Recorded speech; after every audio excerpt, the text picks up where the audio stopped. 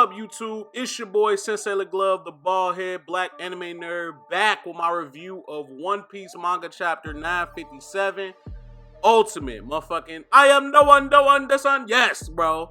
Oda is the fucking GOAT. He has literally delivered greatness in the form of a 20-page fucking manga chapter, G.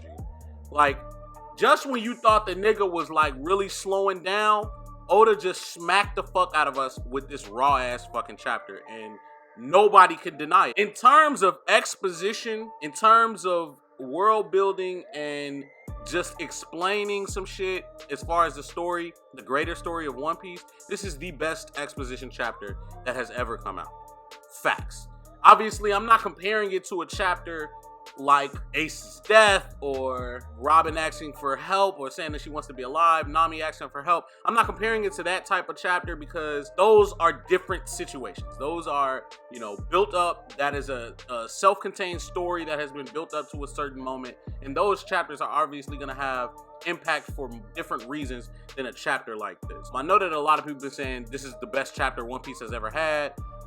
It depends on how you look at it. I do think this is one of the best chapters that One Piece has ever had, and without even the bounty reveals, it was still gonna be one of the most fire chapters that One Piece has ever fucking had. And I just gotta thank Oda, man. Like, we got so much in this fucking. First of all, the title of the chapter is Ultimate. Oda knew, bro. He dropped a pen and it was on fire. Like, he knew he was about to drop some fucking heat on these niggas, and shit was about to hit the fucking fan. Starting from just the conversation between Fujitora and Akainu, which we know they aren't really on the best of terms, so even them having that conversation in and of itself is a piece of just greatness. It seems like they're both kind of in a bittersweet moment. You see that Fujitora is fucking scarred up. He got the bandages on and shit. So, like, he clearly is murked up from when Sabo murked his ass, I'm assuming. But he's also in a battle at sea.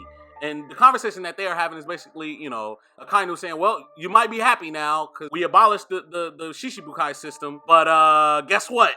Big Mom and Kaido are a unit now, and we don't have the forces to deal with it. So now what, nigga? So they both like, oh shit, I didn't know that was gonna happen. And Akainu's like, yeah, well, that's what it is. And then we get introduced to this concept called the SSG, which is basically like a Marine or like the government special science forces new experiment. A lot of people have been theorizing what it is, as far as whether it's augmented soldiers or is it just upgraded pacifistas. I don't know. I can only imagine that it is more like upgraded soldiers than it is pacifistas, because at the end of the day, the main thing that's going to really fill the gap that the warlords were is not necessarily strong people or a strong thing, but the numbers. You're going to have a lot of strong things, like a lot of strong people that can deal with this. And I think whatever this SSG thing is, I think they're testing it out currently on the warlords, like on the warlords that they're going to try to capture, because they're not just sending random people to capture these big name pirates. They have to be trying to test it out to see if it can even stack up to the power that is the warlords. The meat and potatoes of this fucking chapter is the fucking Rocks pirate backstory that we get, that we've been begging for. You guys know on my channel, I've begged for this for the last since Big Mom was going, like started the clash with Kaido. That was when I was like, we need this Rocks pirate backstory. And whenever we get it, the shit is gonna be fucking fire. And niggas was right, bro. It was fucking fire. And I love the way that Oda did it. And he didn't just throw us in the backstory and put us in the perspective of a certain character or something like that. No, he has the backstory be explained from the Marines' point of view. Is we got Sengoku explaining the situation to younger Marines or newer Marines so that they understand why Big Mom and Kaido joining is such a big deal, aside from the fact that they are both very powerful pirates. Rocks was not only he gathered this crew of people, Whitebeard, who was somebody we didn't know, Big Mom, Kaido, Shiki was another named pirate that was on this, Captain John, who we know, Silver Axe, who we don't know, and Wang Zai, who's basically a real-life Chinese pirate, or was a real-life Chinese pirate. Those two people we don't know, and Captain John obviously is the dead guy from Moria's crew. Buggy also has his treasure map to get to hit Captain John's treasure. So we know him. So Oda always loves throwing in those small little details. But the fact that Whitebeard was on this crew, like, yo, you got a nigga with the earthquake fruit on your crew. Like, what type of fucking captain was this? We learned a lot of more information about how they are, how they operate. I think a lot of people have been taking too seriously the words, they kill friend or foe, it doesn't matter. People have been stating that, yeah, that means they kill each other, they kill their crew members.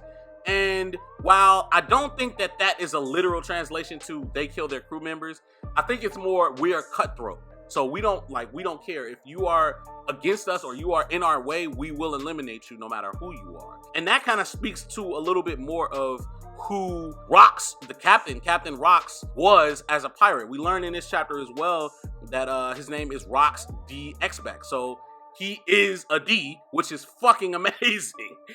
That's fucking amazing. The reason why that's so crazy is because obviously we know Blackbeard is the name of his ship is Saber of Xback, or Sword of Xback, or I'm the weapon of Xback. So it's very poetic here, and I think Oda's leading us in that direction to tying the parallels between Blackbeard and Rocks together. While I think Rocks' crew is very parallel to what Blackbeard is doing with his crew. He's just grabbing a whole bunch of notable pirates. None of them, like, it wasn't like a, started from the bottom, now we here type of situation. It was just, I need these strong ass niggas, and I just need y'all to respect me, but y'all can do y'all own thing. Y'all can get it how y'all want to fucking live. You see, Burgess is trying to get devil fruits. Like, it's not like the goal of them is to get devil fruits. It's like, whatever y'all want to do, I'll give y'all the tools to do it, but I have this plan. I think that's kind of more what Rocks' MO is. But we learn of the takedown of Rocks, which obviously earlier back in like chapter 903, 909, one of those, when Garp was explaining like, yeah, I took those guys down in the past, but he was kind of reluctant to share all the information about the Rocks Pirates. We learned that, yes, this was a battle that took place at a place called God Valley, which was in the middle of nowhere. The island has disappeared because the world government didn't want it to be there. So I'm assuming there was a buster call that played a role here. But God Valley was a place where celestial dragons resided with their slaves. Garp and who we find out to be fucking Roger both ended up teaming up on this island to take down pirate Rocks Xback. And I can only imagine that this was a fucking epic war. Obviously, they call it the God Valley incident. But the question here is not why would they team up, because I very well believe that Roger was probably at Rocks' head anyway, because Rocks obviously wanted to be king of the world. A lot of translations say king of the world. Some translations say king of the pirates. I think it was bigger than that. I think he wanted world domination, not just I want to be the most free man like Roger did. And again, we're seeing those parallels between Blackbeard, Xback, Roger, Luffy. Luffy wants to be very free. He thinks being king of the pirates is going to be that. And Blackbeard also wants to be king of the pirates, but he also wants world domination. He wants to be able to control everything. Roger and Garp, they fight off all of these niggas and supposedly kill Rocks in this fucking battle. And it had to be amazing. But the biggest question I have is not why they were protecting celestial dragons. It's what was Rocks after? Why was he at that place? Why were they at that place? I'm thinking that it's because Rocks is a D. I think he was trying to figure some shit out. I think he knew some people that were there, presumably Im-sama or something like that, because this was a celestial dragon home at one point. Im-sama or something like that, or he knew some information that was on that island that he was trying to get to, but couldn't. Therefore, they had to summon Marines to step up. But obviously, Roger was already at that nigga head, because, nah, nigga, I'm gonna be fucking king of the pirates, not your ass. This happened 39 years ago, so it's a big gap to feel in terms of time and like what could have been going on. Obviously, Dragon could potentially have been involved. He would have been around 17 at the time of this incident, so we don't know if he was potentially there or involved in any way. It's like Oda gives us answers and then raises 30 more fucking questions with every answer he gives, and it's fucking mind-boggling, but I love it so fucking much, man. Sengoku makes it an appearance to let us know that Garp doesn't really like talking about this incident. Like, he's not proud of any of this, probably just because he had to fight alongside Roger to get this shit done. They were both battered and beat the fuck up. Obviously, this was before Roger was king of the pirates. This was them on the, on the up and up, on the rise, things like that. So it was just amazing. Like, off the strength of this backstory alone, this was an amazing fucking chapter. But Oda decided to take it a step forward and smack us with the bounties of all the Yonko. Obviously, we already had Blackbeard's bounty, which was 2,247,600,000. But to get Shanks, Big Mom, Kaido, Whitebeard, and Gold Roger's bounty in this fucking chapter was fucking amazing. I know a lot of people had felt the way that Shanks was, I guess, the second highest, or not the second highest, but the second lowest bounty. Obviously, we're excluding Luffy. The second lowest bounty of the 4 Yonko that still remain. But it kind of makes sense. He is the youngest. You know, it's stated here that he is the youngest. But a lot of people point to the fact that the Marines speak most highly of his crew. That they are like the perfect crew. They're impregnable, they're impenetrable, they're a great team of people, and all of his commanders or all of his executives have high-ass fucking bounties across the board. So it's very possible that everybody on Shanks' crew has a higher bounty than fucking Blackbeard himself. That's what's really crazy. But sitting at 4 billion, I'm cool with that. 4 billion is fire, bro. Shout out to my nigga Shanks. Shanks, who we also can X out of the X-Beck God Valley incident, because Shanks is about 38, 39, so he wouldn't even have been born at that time, which basically means that this incident probably happened around Roger's first voyage.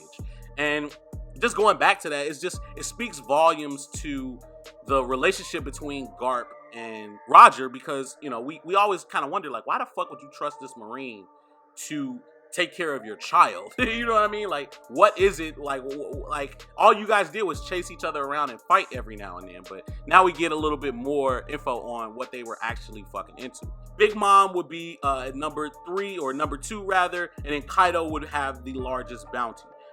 It's funny because Kaido at the time of the Rocks incident was an apprentice. So he was basically what Shanks was on Roger's crew then. So for him to come out on top and have the largest bounty of all of them, he must really have been on some sick shit, even though he's been captured and all of that shit. I think it really has to do with the fact that even though he's been taken down, the nigga can't die. Like, they've tried to kill him and he can't die. He's destroyed hella ships in his escape, as well as his connection to Rocks. The Edward Newgate bounty of 5 billy, bro, for Whitebeard.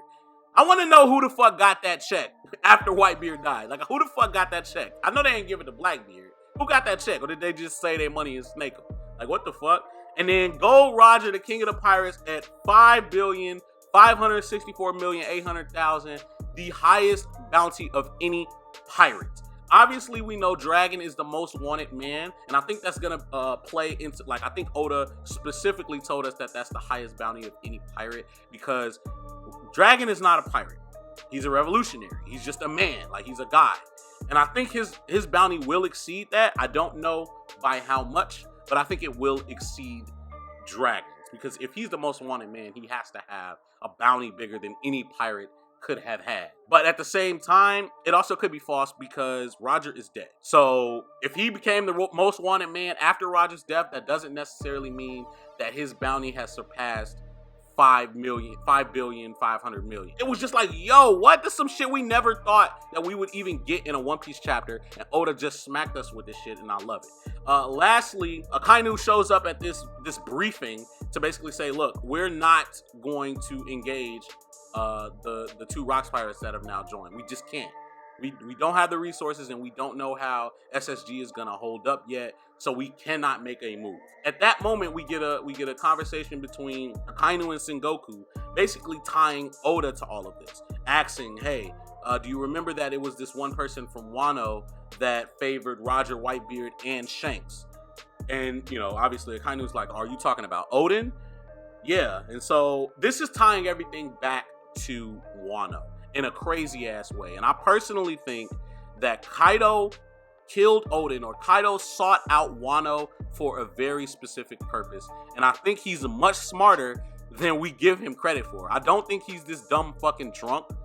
I think he knows what he's doing. I honestly think he's trying to haphazardly recreate the war that happened on God Valley. I don't think he has the specifics of what Rocks wanted, but I think he's trying to recreate that, because that was probably the last time that he got a real ass whooping, like a real fight. And I think he's trying to recreate that by letting Big Mom come along, letting her know, look, this is what it is. This is what it ain't. I'm here for a reason. It can't be a coincidence that Kaido went there, killed Odin, and stayed there for so long for no reason. I also think that potentially one of these Rocks pirates is somebody that's involved in Wano. Either it's somebody related to Orochi or potentially the traitor in Wano is related to these Rocks pirates in some way. I don't think Kaido puts up with Orochi for no fucking reason. I think Orochi is gonna play a much bigger role than we think as just a sleazy ass fucking villain. I think he's connected in a much more important way. But this was a fucking amazing chapter, man. Like 10 out of 10 for sure. There's nothing like, I can't even think of any other chapter right now in this moment in the exposition that's better. Even the reveal that Ace was Roger's son is not a better chapter than this right here. Like, this is fucking amazing, man. Thank you, Goda. You are the fucking GOAT, bro. We love you. I appreciate you to death. Keep us here. Give me 2 or 3 more chapters of this. Like, give me 2 more. Just 2 more. 2 more, Oda. 2. Just 2. 10 out of 10, man. Fuck with your boy, Sensei Glove, man. Follow me on Twitter, @Sensei Glove. Follow me on Instagram, @Sensei Glove. Like, comment, subscribe. Hit me in the comments if you got something to say about the chapter. I know I did a live reaction, but these are just my thoughts and my theories. Other than that, man, Sensei Glove, out.